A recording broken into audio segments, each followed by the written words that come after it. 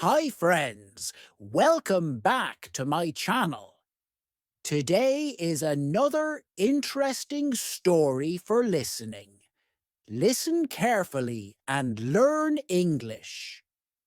Mr. James Duffy lived in Chapelizod because he wished to live as far as possible from the city of which he was a citizen, and because he found all the other suburbs of Dublin mean, modern, and pretentious.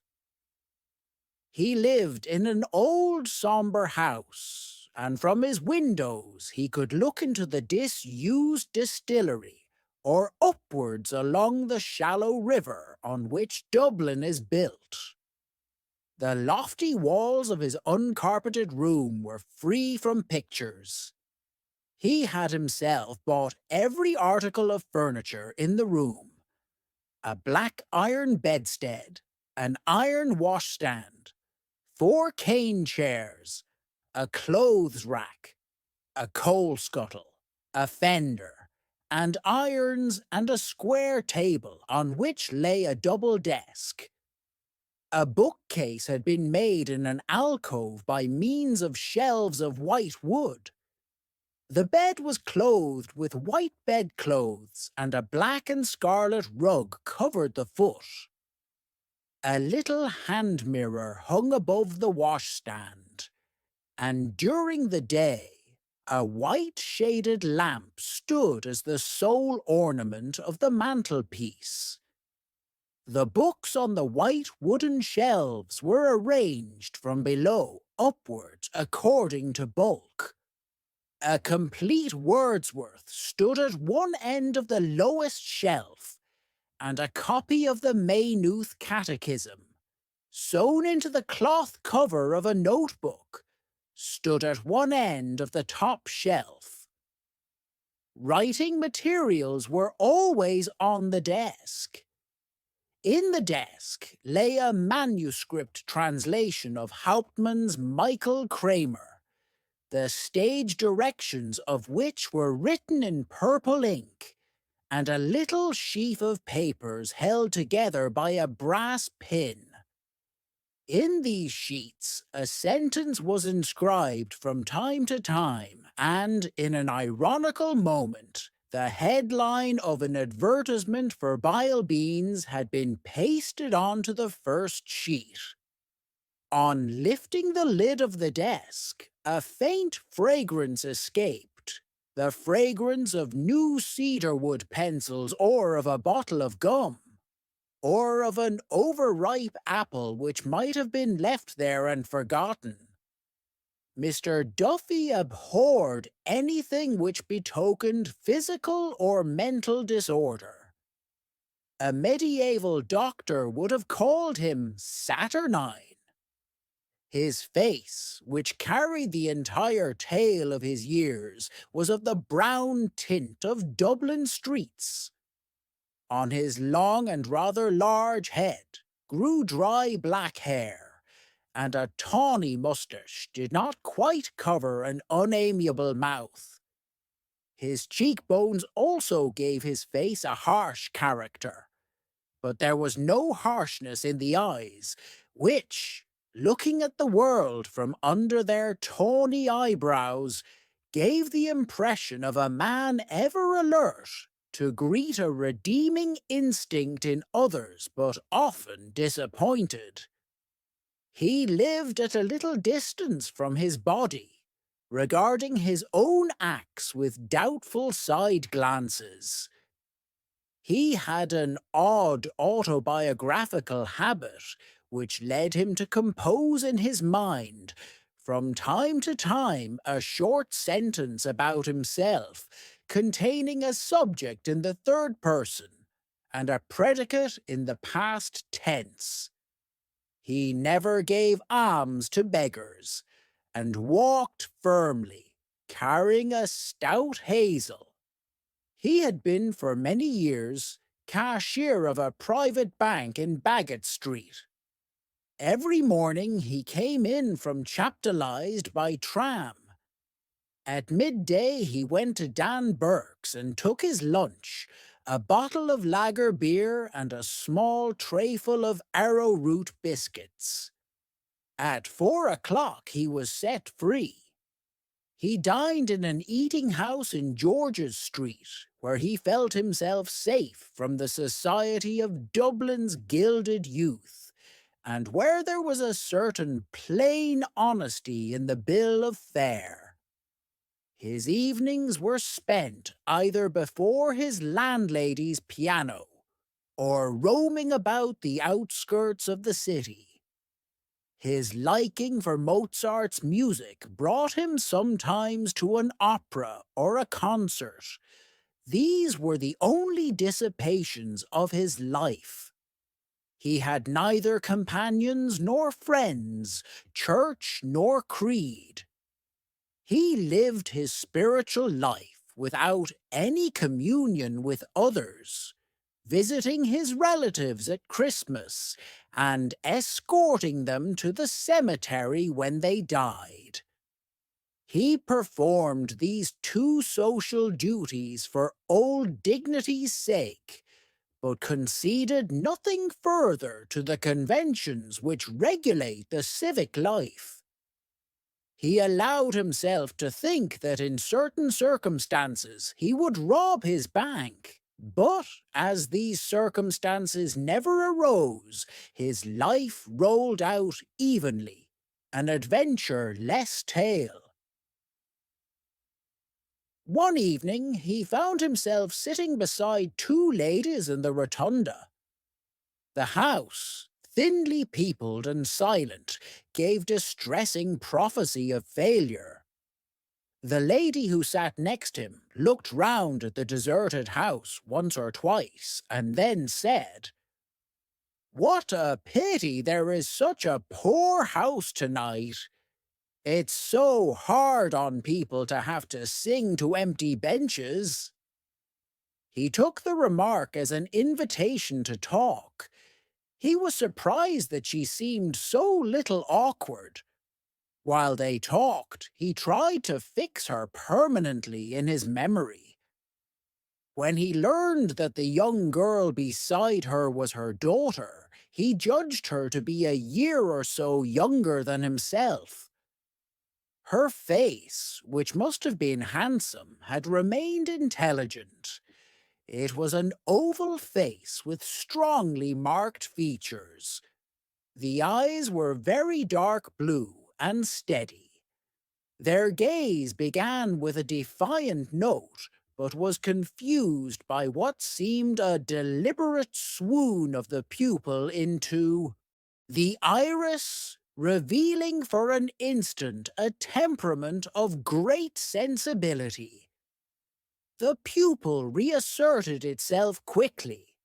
This half-disclosed nature fell again under the reign of prudence, and her astrakhan jacket, moulding a bosom of a certain fullness, struck the note of defiance more definitely.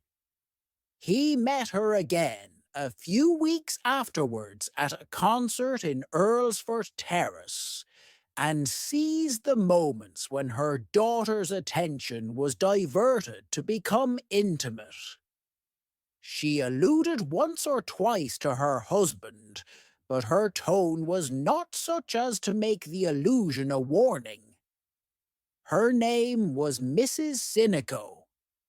Her husband's great-great-grandfather had come from Leghorn. Her husband was captain of a mercantile boat plying between Dublin and Holland, and they had one child. Meeting her a third time by accident, he found courage to make an appointment. She came. This was the first of many meetings. They met always in the evening and chose the most quiet quarters for their walks together. Mr. Duffy, however, had a distaste for underhand ways, and, finding that they were compelled to meet stealthily, he forced her to ask him to her house. Captain Sinico encouraged his visits, thinking that his daughter's hand was in question.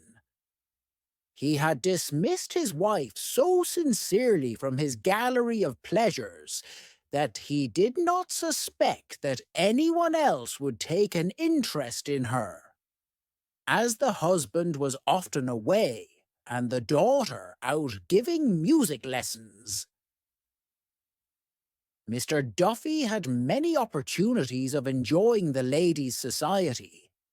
Neither he nor she had had any such adventure before, and neither was conscious of any incongruity. Little by little he entangled his thoughts with hers. He lent her books, provided her with ideas, shared his intellectual life with her. She listened to all. Sometimes in return for his theories, she gave out some fact of her own life. With almost maternal solicitude, she urged him to let his nature open to the full. She became his confessor. He told her that for some time he had assisted at the meetings of an Irish socialist party where he had felt himself a unique figure amidst a score of sober workmen in a garret lit by an inefficient oil lamp. When the party had divided into 3 sections, each under its own leader and in its own garret, he had discontinued his attendances. The workmen's discussions, he said, were too timorous. The interest they took in the question of wages was inordinate. He felt that they were hard-featured realists, and that they resented an exactitude which was the produce of a leisure not within their reach. No social revolution, he told her, would be likely to strike Dublin for some centuries. She asked him why did he not write out his thoughts. For what? He asked her, with careful scorn. To compete with phrasemongers, incapable of thinking consecutively for 60 seconds? To submit himself to the criticisms of an obtuse middle class, which entrusted its morality to policemen and its fine arts to impresarios. He went often to her little cottage outside Dublin. Often they spent their evenings alone. Little by little, as their thoughts entangled, they spoke of subjects less remote. Her companionship was like a warm soil about an exotic. Many times she allowed the dark to fall upon them, refraining from lighting the lamp. The dark, discreet room, their isolation, the music that still vibrated in their ears, united them. This union exalted him, wore away the rough edges of his character, emotionalized his mental life. Sometimes he caught himself listening to the sound of his own voice. He thought that in her eyes he would ascend to an angelical stature, and as he attached the fervent nature of his companion more and more closely to him, he heard the strange, impersonal voice which he recognized as his own, insisting on the soul's incurable loneliness. We cannot give ourselves, it said. We are our own. The end of these discourses was that one night during which she had shown every sign of unusual excitement, Mrs. Sinico caught up his hand passionately and pressed it to her cheek. Mr. Duffy was very much surprised. Her interpretation of his words disillusioned him. He did not visit her for a week. Then he wrote to her, asking her to meet him. as he did not wish their last interview to be troubled by the influence of their ruined confessional. They met in a little cake shop near the park gate. It was cold autumn weather, but in spite of the cold, they wandered up and down the roads of the park for nearly 3 hours. They agreed to break off their intercourse. Every bond, he said, is a bond to sorrow. When they came out of the park, they walked in silence towards the tram. But here she began to tremble so violently that, fearing another collapse on her part, he bade her goodbye quickly and left her. A few days later, he received a parcel containing his books and music. 4 years passed. Mr. Duffy returned to his even way of life. His room still bore witness of the orderliness of his mind. Some new pieces of music encumbered the music stand in the lower room, and on his shelves stood 2 volumes by Nietzsche. Thus spake Zarathustra and the gay science. He wrote seldom in the sheaf of papers which lay in his desk.